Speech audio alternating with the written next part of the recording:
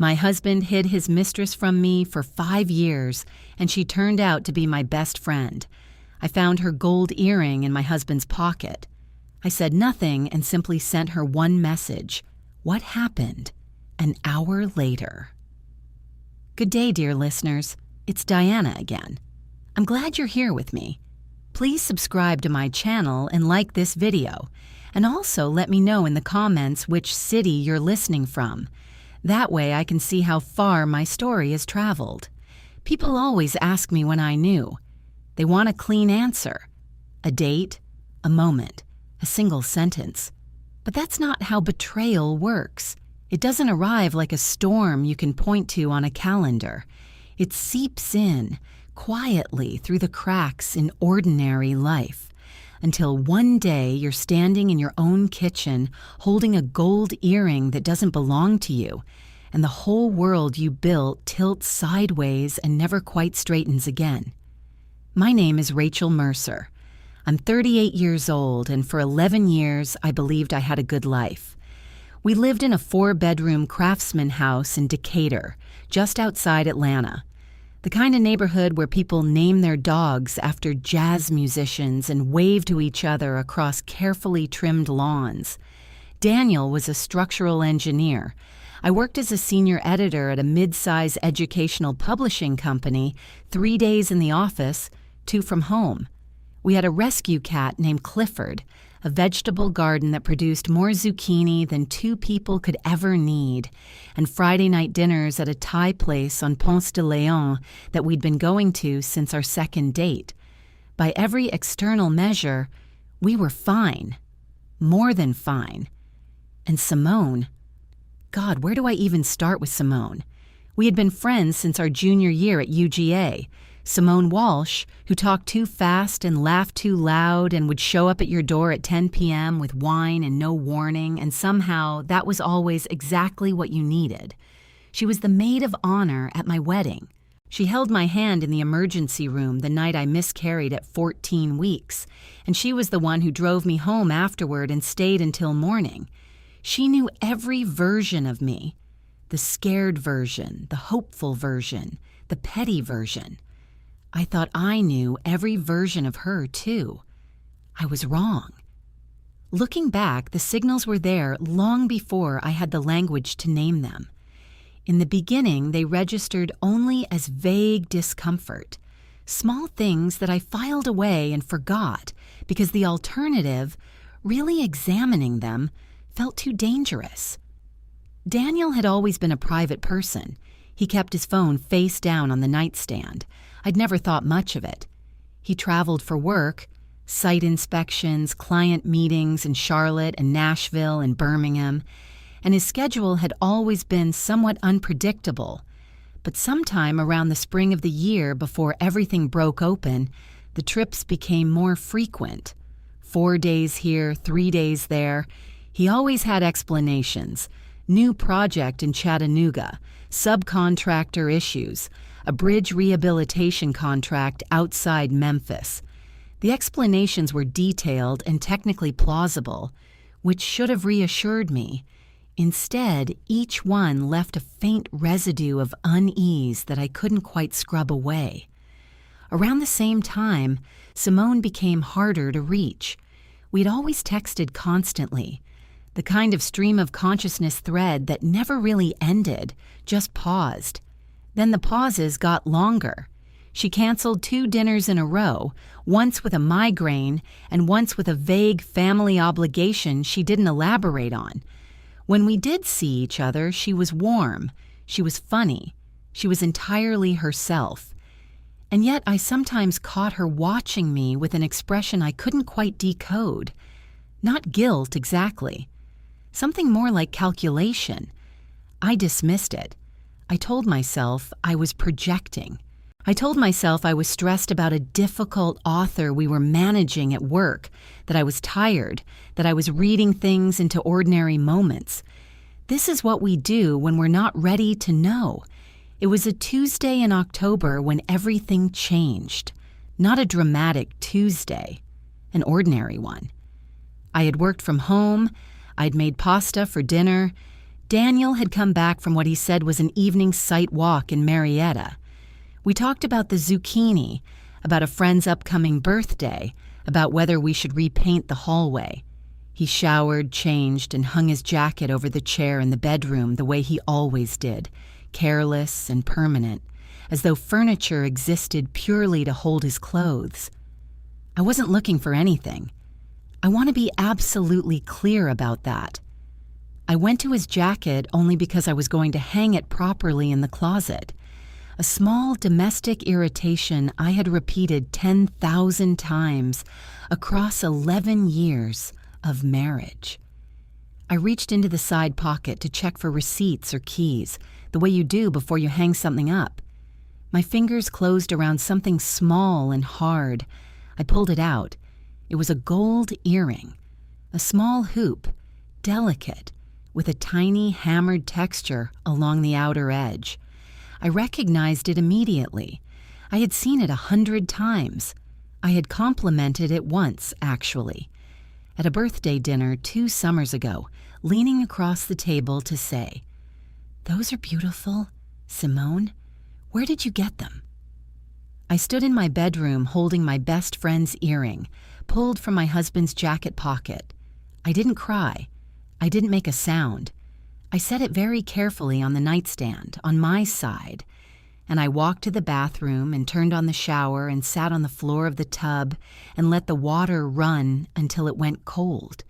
And I thought, 5 years.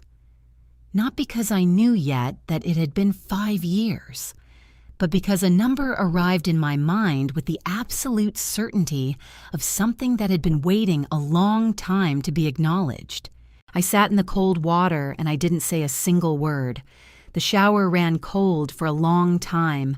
I don't know exactly how long I sat on that tile floor, long enough for my fingers to go numb, long enough for the steam to clear completely and leave the bathroom just a small, ordinary room.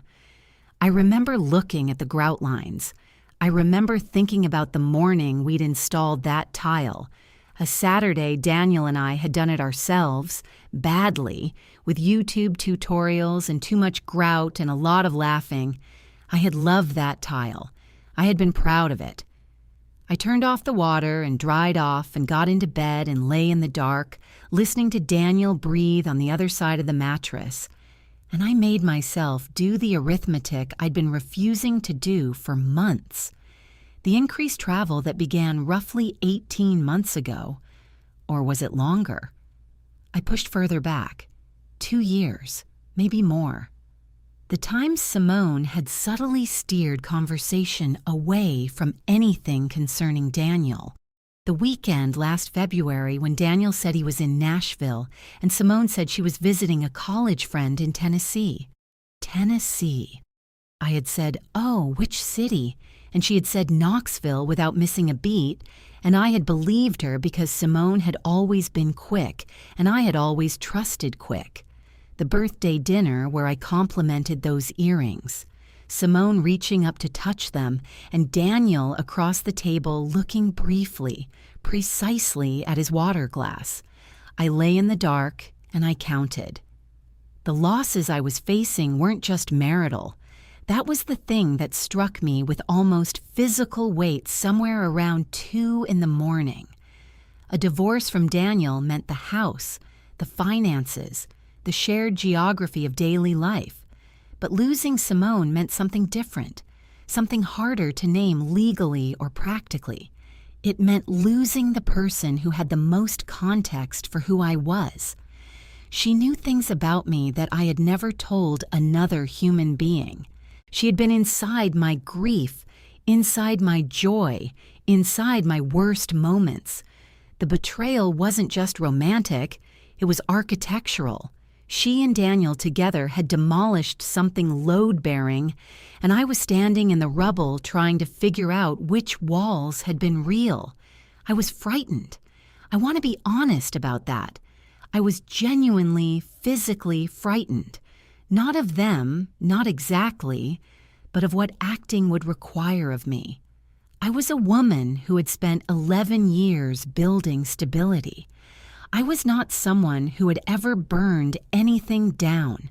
The idea of lawyers, of our shared accounts, of telling people, of the particular humiliation of being the wife who didn't know, all of it sat on my chest like something with weight. But here is the thing about lying awake at 2 a.m. holding knowledge you can't unknow. You eventually reach a place past fear. It doesn't feel like courage, not right away. It feels more like the moment when you've been cold so long that the cold stops registering. A flat, clear, functional state.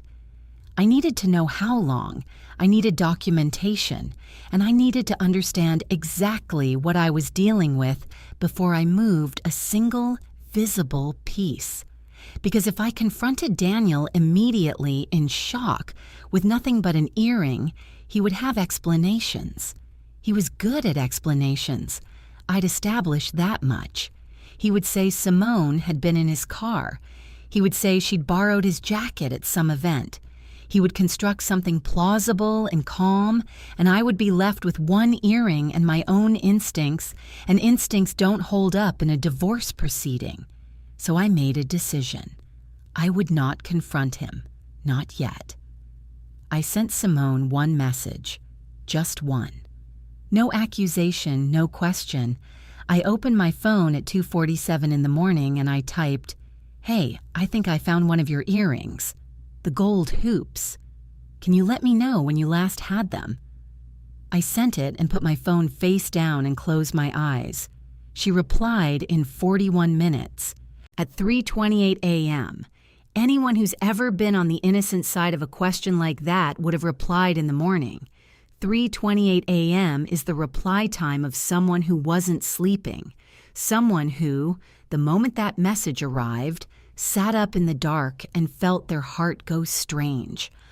"Oh my gosh, I've been looking for those. I think I left them at your place a few weeks ago? At dinner, maybe? Weird. I'll grab them next time I see you."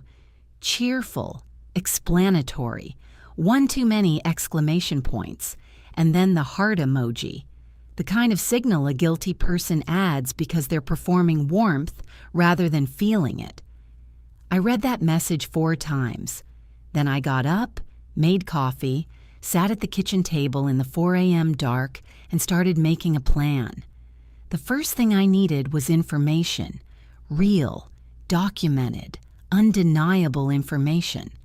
I was not going to rely on intuition. I was going to build a case the way a careful person builds anything, methodically, without emotion, one piece at a time. I thought about what I had access to, our joint bank accounts which I managed equally, Daniel's work travel calendar which synced to a shared Google calendar. He'd set it up years ago for logistical reasons and had apparently never thought to restrict it. His car, which was registered in both our names, our home Wi-Fi router, which I managed and for which I had administrator access, and our homeowner's insurance app, which Daniel used constantly, which was linked to my email. I was not going to hire someone immediately. Not yet. That left a financial trail, and I needed Daniel to have no idea that anything had changed. As far as he would know, I was going to wake up in a few hours, make breakfast, go about my Tuesday, and be exactly the woman I had been yesterday. I was going to be, for a while, a very good actress. The earring I placed in a small Ziploc bag and put at the very back of my desk drawer, beneath a folder of old tax documents. Evidence. My first piece. I poured my coffee and I looked out the kitchen window at the dark yard, at the vegetable beds, at the life we had built in this house. How many dinners? I thought. How many times did she sit at this table? I didn't let myself answer. Not yet. Answers were for later. Right now, there was only the plan. I kept my face like still water for 3 weeks. Every morning I made coffee and Daniel's breakfast. He preferred eggs scrambled with hot sauce, and I handed him the plate, and we talked about ordinary things, the weather, the news. a neighbor's renovation that was dragging on too long. I asked about his projects. I listened to his answers. I laughed when it was appropriate to laugh. There were moments, brief, terrible moments, when I looked at him across the kitchen and felt something close to vertigo, the ground shifting beneath the surface of the perfectly normal conversation we were having. But I had made myself a promise in that 4 a.m. kitchen 3 weeks earlier, and I intended to keep it. The information came in layers. The first thing I did was pull 3 months of our joint credit card statements.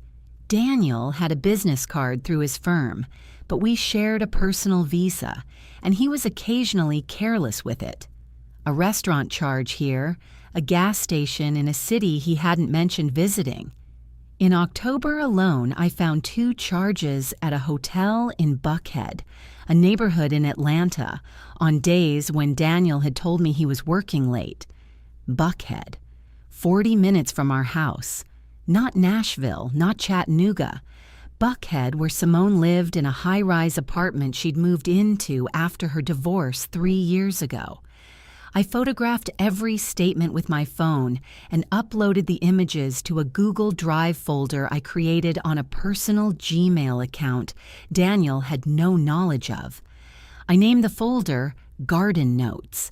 It seemed like the kind of thing that would bore anyone who accidentally saw it. The second layer came from the Wi-Fi router. Daniel's phone connected automatically to our home network, and our router's admin panel kept a log of connected devices and their activity windows. I'm not a technical person, but I'm an organized one, and I spent an evening reading the router's user manual carefully before I accessed it. The logs showed me when his phone was home and when it wasn't. Matched against the shared Google Calendar, the gaps were consistent.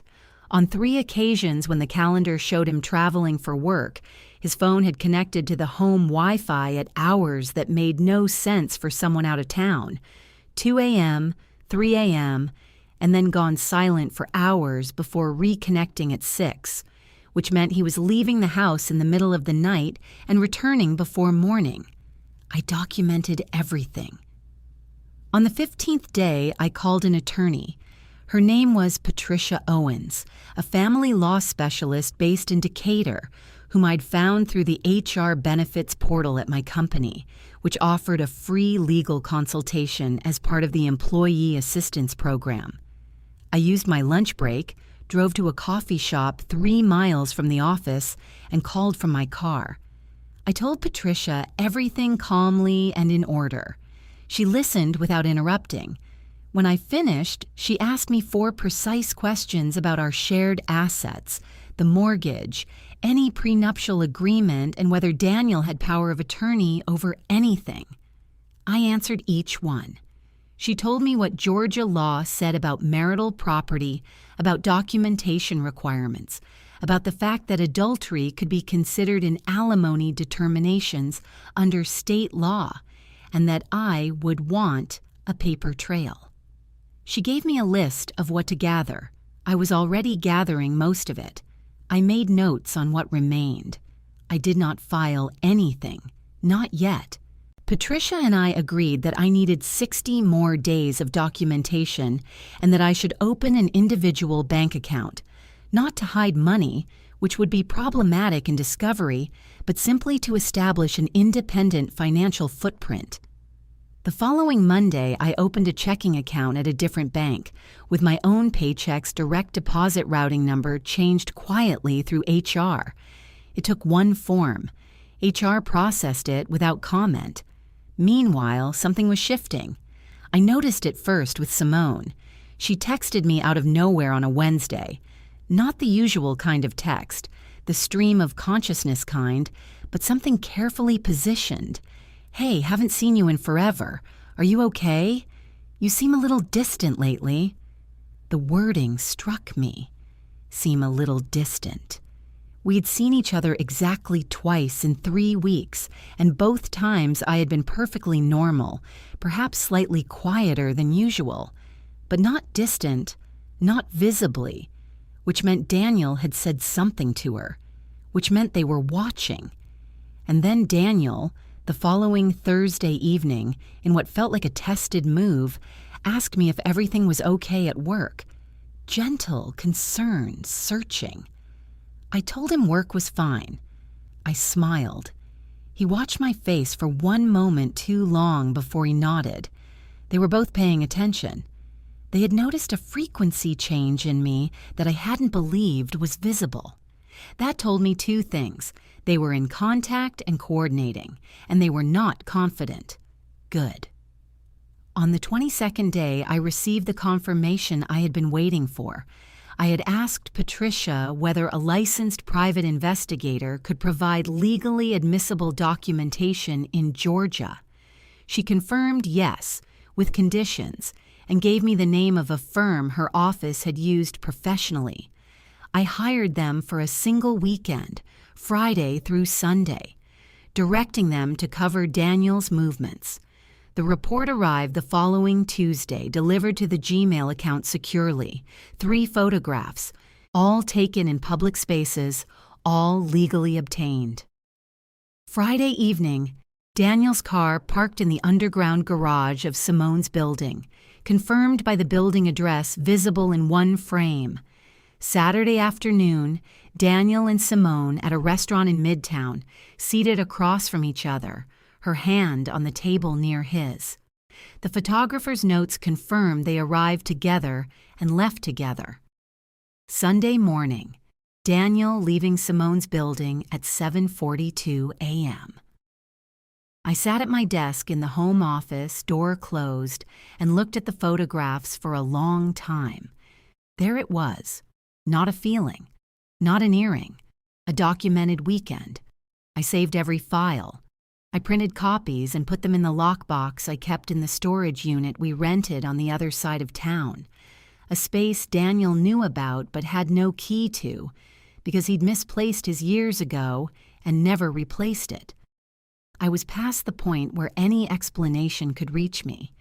There was no going back from what I now held in my hands, and I was ready. I filed for divorce on a Friday morning in November. The filing happened at the DeKalb County Courthouse at 10:15 a.m. on a day when Daniel was supposed to be in a client meeting in Midtown. I wore a gray blazer and carried a folder organized exactly the way Patricia had instructed me to. I was there for less than 40 minutes. Patricia had advised me to arrange to be out of the house for the day of service, both for logistical clarity and for my own emotional safety. So I had booked myself into a hotel in Buckhead. The irony was not lost on me, and I had arranged for my colleague Dana, one of the few people I'd told anything to drive me. The process server reached Daniel at our home at 2 p.m. I know this because Daniel called me at 2:07. I let it ring. He called 4 more times in the next 20 minutes. Then he texted, "Rachel, call me right now. What is this?" Then, "This is insane. Call me." Then, after a pause, "We need to talk about this before you do something you can't undo." I read every message. I didn't respond to any of them. What I did not expect, or rather, what I had not fully calculated, was Simone. She called at 3:45. I stared at her name on the screen with a feeling that I can only describe as the cleanest anger I have ever experienced. Not hot, not shaking, clean. Like something that had been burning for a long time had finally found the shape it was always meant to be. I answered, "Rachel." Her voice was careful, soft, the voice she used when she was managing something. "I need you to know I'm so sorry. This isn't how I wanted any of this to come out." "I'm not going to talk about this with you, Simone," I said. I kept my voice level. "Rachel, please. I know you're angry. You have every right to be. But before you go further with this, I think there are things you should know about Daniel, about your marriage, things that—" "Are you calling to explain the photographs?" I asked. "Or just to make sure the two of you stay aligned on the story?" Silence. A long, revealing silence. I have documentation going back 14 months, I said. Credit card records, travel logs, investigator photographs taken in public spaces. My attorney has copies of all of it. If you and Daniel have anything you'd like to say, you're welcome to say it through counsel. She hung up. 40 minutes later, my phone rang again. It was a number I didn't recognize. I let it go to voicemail. The message was from a man who identified himself as a personal friend of Daniel's, who happened to be an attorney, which was the least subtle approach I could have imagined. He said Daniel was very concerned about Rachel's well-being and emotional state and wanted to discuss a mutual and amicable resolution before things escalated unnecessarily. He said the documentation I believed I had might look very different with proper context. He said these things were often misunderstandings. I saved that voicemail to the Google Drive folder alongside the photographs. Then, the next day, something I had not anticipated. Daniel came to the hotel. I don't know how he found out which hotel. Perhaps he had called Dana, who was kind but not strategically minded. He appeared in the lobby and called me from downstairs, and when I came down, he looked genuinely terrible. Pale, rumpled, something broken behind the eyes that was almost enough to make me feel something other than calm. Almost. He told me the photographs were misleading. He told me he'd been in a terrible place emotionally and had made catastrophic mistakes, and he took full responsibility. He told me he had ended things with Simone, which I noted he neither confirmed nor denied had been happening. He told me our marriage was worth saving. He cried quietly, sitting in a hotel lobby chair, and I watched him cry the way you watch weather through a window, acknowledging it, not standing in it. I told him his attorney could contact Patricia. I told him I was not coming home. I told him he had 2 weeks to make arrangements. He looked at me like he didn't recognize me. "Rachel," he said, "I know this person. You don't do things like this." "I didn't used to," I said. "I had a different life then." He left. Simone did not contact me again that week. Patricia told me that Daniel had retained a divorce attorney, a moderately aggressive one with a reputation for attempting to complicate asset division, and that we should prepare for a contested process. I went back to my hotel room, ordered room service, watched a documentary about architecture I would not later be able to describe, and slept 9 hours. I had learned something about myself in that lobby. I was capable of holding a line. I had always wondered, in the abstract way people wonder about themselves in theoretical difficult circumstances. Now I knew. I held it with both hands, and I did not let go. After 2 days, I checked out of the hotel, moved into a short-term furnished rental Dana had helped me find in Avondale Estates, and I went back to work on Monday. The plan was in motion, and for the first time in 11 years, everything on my calendar was entirely my own. The furnished apartment in Avondale Estates was small, a 1-bedroom with a galley kitchen and windows that overlooked a parking lot, and it was the most peaceful place I had inhabited in years. I didn't understand that at first. I thought I should feel diminished by it, coming from a 4-bedroom craftsman with a garden. But instead, I felt something I kept turning over in my mind, trying to name correctly: spaciousness. Not physical spaciousness, psychological. As if I had shed a weight I'd been carrying so long I'd stopped registering it as weight at all. I arranged the few things I'd taken from the house, some books, my grandmother's quilt, the good coffee maker, and I made that small space mine. I bought 2 plants. I learned that the couple next door were architects who had a standing Sunday morning habit of leaving pastries on the hallway table for whoever happened by.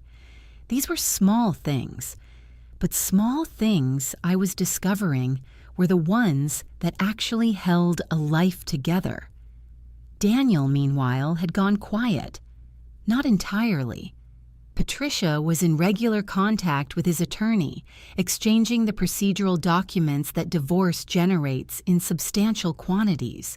But the direct communication from Daniel himself had slowed to almost nothing. 2 texts in 2 weeks, both brief, both framed as practical questions about household logistics. I responded to each through Patricia's office. He did not push. Simone also went quiet, but Simone's silence felt different from Daniel's. His silence had the quality of a man who had been told, clearly and professionally, to keep his distance. Hers felt like waiting. I had known Simone for 16 years. I knew what her waiting felt like. She was composing herself, deciding on an approach, planning what to say when she said something. I was not wrong. On a Wednesday evening, 12 days after I had moved into the apartment, I received a long email from Simone. Not a text, an email which told me she had been drafting and revising it. The email ran nearly 800 words. I read it once, beginning to end, then set my phone down and made tea, and read it again. The email was, on its surface, an apology. It contained phrases like, "I know I destroyed your trust and I hate myself for what I did to you, and you deserve so much better than this." It told me that Simone had been in love with Daniel for years before anything happened, which was apparently meant to function as explanation, perhaps even mitigation. It said that she had tried to end it multiple times. It said that she had felt trapped. Simone, in her high-rise apartment, had felt trapped. What the email was actually doing, underneath the apology language, was offering a reframe. "You deserve better than Daniel. He pursued me. He is the primary actor here. We could, eventually, find our way back to each other." It was an attempt, dressed in the costume of accountability, to separate me from my position, to make me an ally of Simone against Daniel, to fracture the unified legal and emotional front I had built. I had worked in publishing for 15 years. I edited words for a living. I could see the structure of what she was doing as clearly as if she had labeled it in the margins. I did not respond. I forwarded the email to Patricia, who noted it for the file and advised me to have no direct contact with Simone for the duration of the proceedings. I replied to Patricia, "Already my plan." What I did instead in those weeks was something I had been putting off for a long time out of pride or embarrassment or some combination of both. I let people in.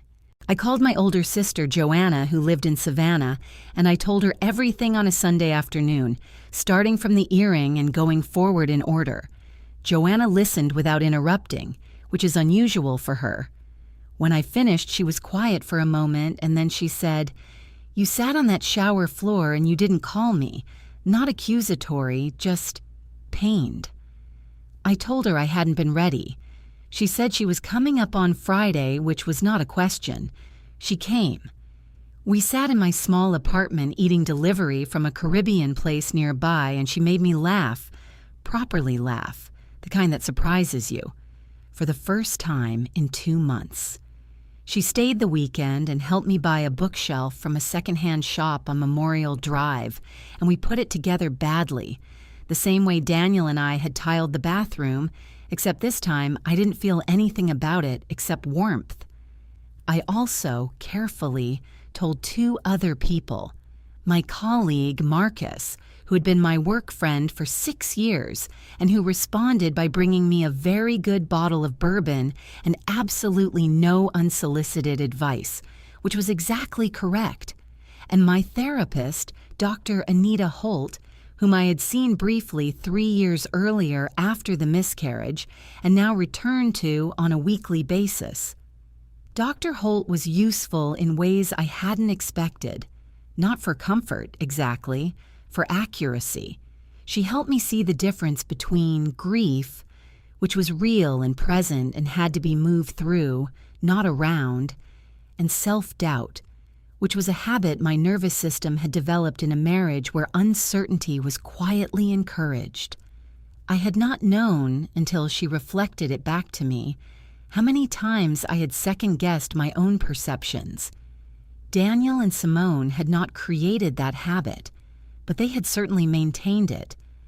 I was in therapy, in my sister's phone calls, in Marcus's undemanding company.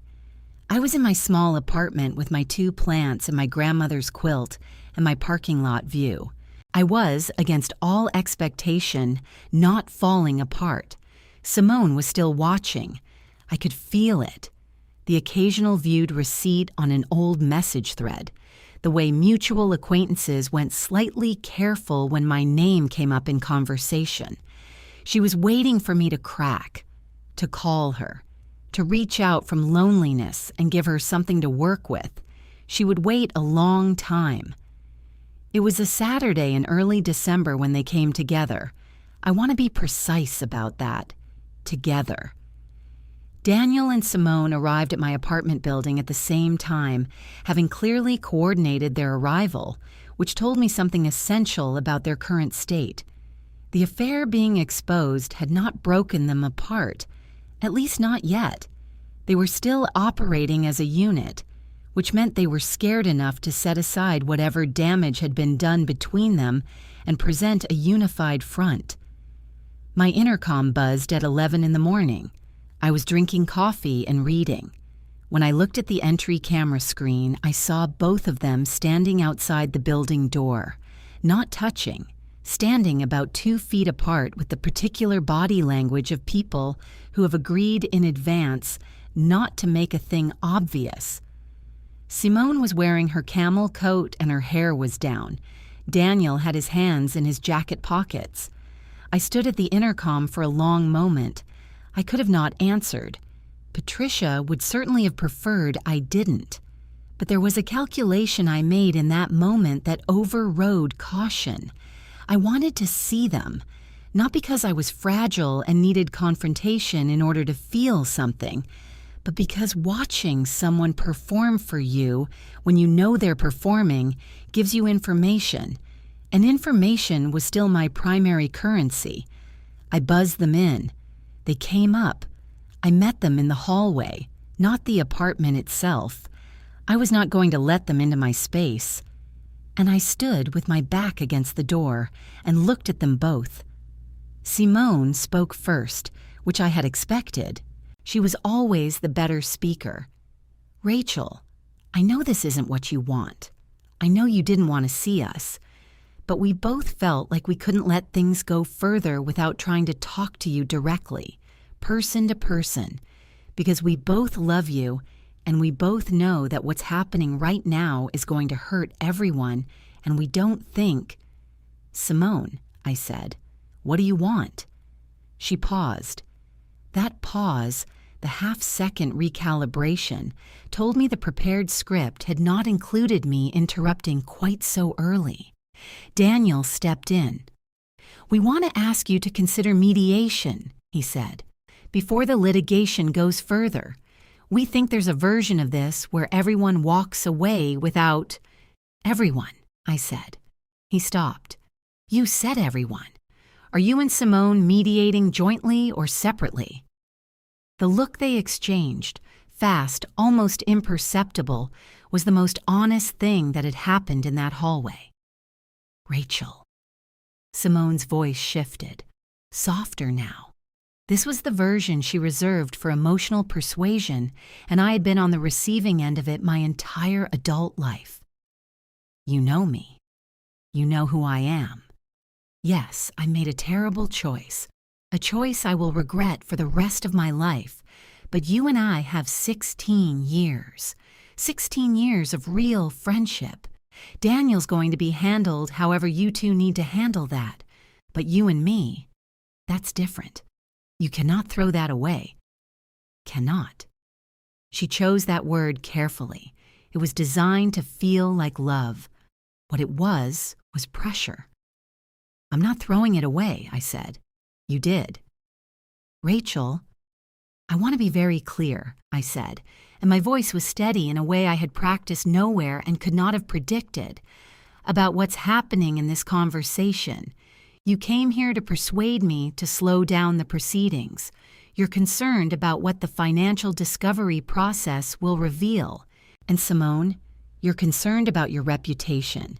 Because when this is fully public, and it will be fully public, it is going to complicate your professional life in ways you haven't entirely calculated yet. Simone's face changed. The performance dropped, briefly and completely, the way a power cut drops a room into darkness. What I saw underneath was not grief. It was the sharp, cold look of someone who has just realized the ground isn't where they thought it was. You're not the victim here that you think you are, she said. There it was, the mask entirely off. I've been documenting everything, I said. Every communication since October. I'll add this conversation to the record. Daniel put his hand on Simone's arm. She shook it off. This, too, was information. There was tension between them, something strained and recent, which meant the pressure I had generated was already doing work on their relationship. You're going to regret doing this the hard way, Simone said. Her voice was flat now. All the warmth was gone. You're going to end up with less than you would have if you'd just been reasonable. I have an attorney for that, I said. You're welcome to go. They left. Daniel didn't speak again. He followed Simone down the hallway with the posture of a man who had given up directing events and was simply moving in the direction of the only remaining momentum. I went back inside and locked the door and stood in my kitchen for a while. I was frightened. I'd be dishonest if I said otherwise. Simone's last line, "You're going to regret this the hard way," had landed somewhere real. She was not a stupid person. She had resources. She had social capital, a network, years of knowing the same people I knew. She could make things difficult in ways that had nothing to do with the courthouse. But here is what the fear did, which I had not expected. It clarified. Every time I felt afraid, it arrived with a companion. The image of that earring in my palm, the hotel receipts, the 3 photographs, the 800 words of Simone's email trying to rearrange the architecture of what had happened. The fear kept pointing me back toward those things, and those things kept pointing me forward. I was not going to stop. I called Patricia on Monday morning and told her about the visit. She was not pleased that I had answered the intercom, but she was interested in the details. She noted that coordinated contact from both parties during active litigation was unusual and suggested a degree of combined anxiety that would likely work in our favor in the coming weeks. In our favor. I held on to that phrase. The deposition was scheduled for a Tuesday in January. Patricia had requested financial discovery from Daniel's side, which in a contested Georgia divorce is standard procedure. Bank records, investment accounts, retirement accounts, business income documentation from his firm. Daniel's attorney had been moderately obstructive for 6 weeks, filing delays and technical objections that were transparent enough that the judge had noted them in a scheduling order. This, Patricia told me, was a tactic. Slow the proceedings, exhaust the other party, hope they settle for less.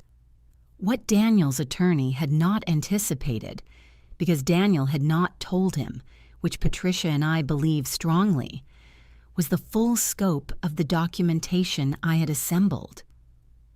The morning of the deposition, I arrived at Patricia's office at 8:30. I wore a dark blue dress I'd bought specifically for this purpose. Professional, composed, nothing that could be read as emotional. I had slept 6 hours and eaten breakfast. Patricia had told me repeatedly that my role was to be precise and calm and to answer only what was asked. I had practiced this. Daniel arrived with his attorney, a man named Whitfield who had silver hair and the specific confidence of someone accustomed to rooms going his way. He did not look at me when he entered. Daniel looked at me once, a searching, uncertain look, the kind that wanted something from me that I was no longer equipped to give him. The deposition began. Patricia walked through the financial record methodically, and for the first hour it was genuinely procedural. Property values, account balances, retirement fund statements. Whitfield made his objections with precision and restraint. Daniel answered carefully, checked with Whitfield before answering anything slightly complex. He was controlled. He had prepared. Then Patricia reached the hotel charges. She placed the credit card statements on the table, dated, highlighted. She asked Daniel to identify the charges. He looked at them for a moment, and something in his posture shifted. The smallest shift, barely visible, but I had spent 11 years learning his body language, and I saw it. He said the charges were work-related dinners. Patricia acknowledged that answer. Then she placed the investigator's report on the table. The photographs, the notes, the times. Whitfield objected. Patricia noted that all photographs were taken in public spaces, were legally obtained, and had been disclosed to opposing counsel in discovery. Whitfield knew this already. The objection was procedural noise. Daniel looked at the photographs. He looked at them for a long time. "Mr. Mercer," Patricia said, "can you explain the discrepancy between your previous answer and the documentary record?" The room was very quiet. I sat with my hands folded on the table, and I looked at the middle distance, not at Daniel, not at the photographs, and I breathed at a normal rate. Daniel's attorney leaned in and spoke quietly to him. Daniel shook his head slightly. Then he said something I had not expected. He said, "I'd like a brief recess." The recess was granted. 20 minutes. Patricia and I sat in a small conference room. She was professionally calm. I was calm in a different way. The way I had been since October. The way of someone who has already done the hardest part of the work and is now simply watching it complete itself. When we returned, something had changed in Daniel's posture. He looked, for the first time in the proceedings, like someone who understood the actual situation he was in. He modified his earlier answer. He acknowledged that the hotel charges were personal in nature. He declined to specify further on advice of counsel, but the modification was on the record. What happened next was not something I had precisely arranged, but it was something I had made possible. Because that afternoon, while the deposition was concluding, a separate process was occurring that Simone did not yet know about. 3 weeks earlier, one of our mutual friends, a woman named Carolyn, who had been Simone's friend longer than mine, but who had, when I finally told her what had happened, gone very still and very quiet, and then said, "I need to think about what I know," had come to me with something she hadn't known was relevant. A brunch 2 years ago. Simone, slightly past her usual careful point, saying something to Carolyn about Daniel that Carolyn had filed away as odd without understanding why. Carolyn had a good memory, and she had been willing to put it in writing as a witnessed and dated statement. That statement was now in Patricia's file. It was not a dramatic piece of evidence. It was a small thing, a comment at brunch, a date, a witness. But in the context of the full picture, it placed Simone's knowledge and involvement further back than either of them had suggested. Simone had, at one point during the proceedings via Daniel's attorney, submitted a statement characterizing the relationship as beginning roughly 18 months ago. The brunch comment in context indicated otherwise. Patricia forwarded the statement to Whitfield that evening. Daniel called me at 7 p.m. He did not leave a voicemail.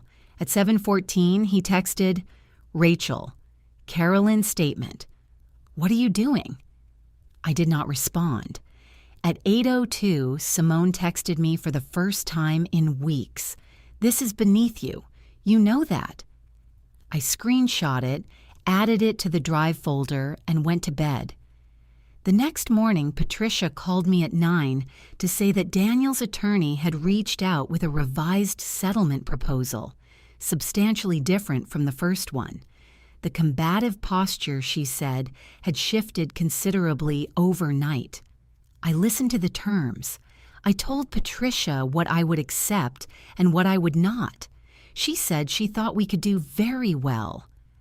I made coffee and looked out the parking lot window and thought about Carolyn at that brunch 2 years ago, watching Simone speak a little too freely and filing it away. The strange architecture of how truth eventually surfaces, not in explosions usually, but in the accumulation of small witnessed moments that nobody realized were being counted. I was counting. I had always been counting. I just hadn't known it yet. The final settlement agreement was signed on a Thursday afternoon in February in Patricia's conference room, with pale winter light falling across the table in long rectangles. Daniel was not present. His attorney Whitfield signed on his behalf. Patricia and I sat on our side of the table, and I signed my name, Rachel Ann Mercer, in 4 places, and then I sat back and felt something so quiet and complete that I didn't yet have a word for it. Here is what the settlement contained. I retained the house in Decatur. Daniel had 14 days to remove his belongings and vacate. I bought out his equity at fair market value, financed against my own assets, a mortgage I could manage on my salary, and it was mine. The joint investment accounts were divided equitably, and given the full documented record of the marriage, the proportions came out in ways Patricia described as favorable. Alimony. Georgia courts consider adultery in spousal support determinations, and though we never went to trial, the threat of that consideration had concentrated Whitfield's mind considerably during negotiations. I received a structured spousal support arrangement for 4 years, unusually clean for an uncontested settlement of this kind. Daniel signed without further objection. I shook Patricia's hand and she said something I've thought about many times since. "You were an excellent client, Rachel. You knew what you wanted and you didn't move from it. That was the whole thing, really." Simone's situation developed in parallel, mostly without my direct involvement. Carolyn told me neutrally that Simone had been quietly let go from the marketing firm where she'd worked for 7 years. A few independent clients declined to follow her. The consequences found her through the ordinary mechanisms of a community that pays attention. I had not engineered any of it. She had made a 9-year calculation that I would never know, or if I knew, I would not act. She had been wrong on both counts. Daniel moved into an apartment in Buckhead. He was still working. I had no grievance with his professional life and never sought to interfere with it. But he was quieter, I was told. Someone described him as seeming somewhat older than before. I felt nothing particular about this, just the neutral recognition of a consequence that had its own logic. The divorce was finalized on a Wednesday. I took myself to dinner at the Thai place on Ponce de Leon, our Friday night place, mine and Daniel's, for 11 years. I sat alone at a table for 2, ordered what I always ordered, and let the restaurant move around me in its ordinary way. At the end, the waiter brought me a small dish of mango sorbet I hadn't ordered and set it down without comment. I ate it. It was very good. I was not broken. I was not diminished. I was, for the first time in 11 years, entirely usefully, accountably myself. A year passed, and then another, and I stopped counting time in relation to what had happened and started counting it in relation to what was happening. I repainted the hallway a deep, warm green that Daniel had always called too much. It was exactly right. I tore out the zucchini beds and grew tomatoes, herbs, and one ambitious spring, dahlias that went spectacularly well. I got promoted to editorial director, applied with a confidence I hadn't previously associated with myself, and was good at the job in a way that surprised some people and did not surprise me at all. Clifford the cat stayed with me. He was 11 now, slower, more interested in the radiator, excellent company. Joanna called every Sunday. Dr. Holt and I had tapered to once a month, which she described as a good sign. Carolyn became a genuine friend, not from shared history, but from the bond that forms between people who've been honest with each other in a hard moment. And Miles, a landscape architect who was funny in a dry, unhurried way and asked good questions. We'd been seeing each other 4 months. I wasn't counting where it was going, which was itself a kind of progress. Daniel and Simone had tried to build something together. They moved into the Buckhead apartment where it had all been happening, which had its own symmetry. It lasted 14 months. An affair runs on secrecy and intensity. A Tuesday morning with someone is a different proposition entirely. They separated quietly in the second year. Simone rebuilt some of her professional life. She was talented, and I never disputed that, but more quietly with a narrower network in a different part of the city. We did not exist in each other's lives in any form. I thought sometimes about the woman who had sat on that cold shower floor holding knowledge she couldn't unknow. She had been terrified. She had also been organized. She'd made a plan before she made a sound. I had a great deal of affection for her. Was it worth it? People ask me this, and I always say, it's the wrong question. I didn't trade one life for another. I stopped accepting a version of my life that wasn't true. That's not a transaction. That's just correction. The kind you make when you finally have the right instruments to measure with. One small earring, one quiet decision. To know the full truth before speaking a single word of it. That patience, not fury, not impulse, changed everything. I learned that the most powerful thing a person can do when their world fractures is refuse to fracture with it. Stay clear. Build on facts. Let feelings exist privately while you work.